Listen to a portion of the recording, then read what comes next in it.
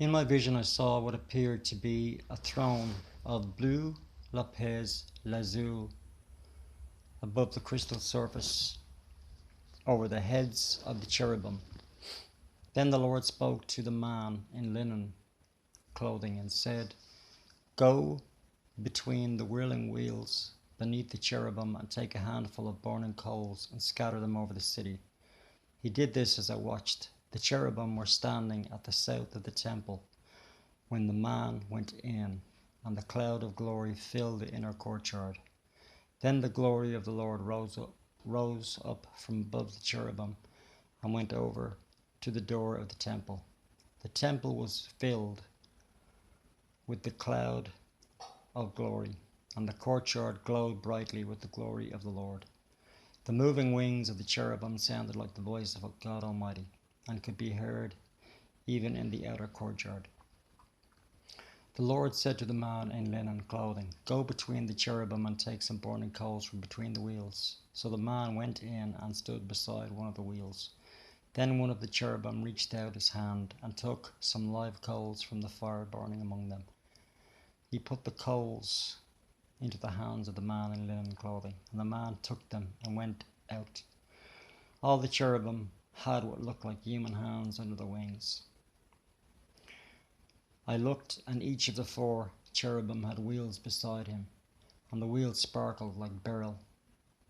All 4 wheels looked alike and were made the same. Each wheel had a second wheel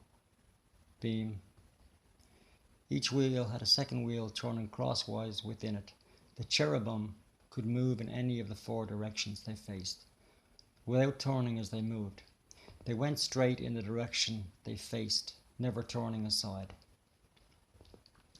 Both the cherubim and the wheels were covered with eyes. The cherubim had eyes all over their bodies, including their hands, their backs, and their wings. I heard someone refer to the wheels as the whirling wheels. Each of the 4 cherubim had 4 faces. The first was the face of an ox, the second was the human face, the third was the face of a lion, and the fourth was the face of an eagle. Then the cherubim rose upwards. They were the same live beings I had seen outside the Gabar River. When the cherubim moved, the wheels moved with them.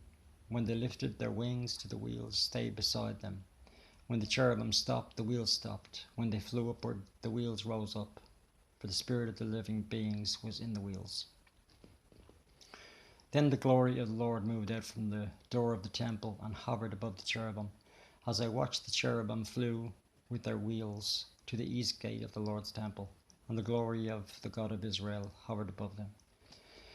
These were the same living beings I had seen beneath the God of Israel when I was by the Gabar River.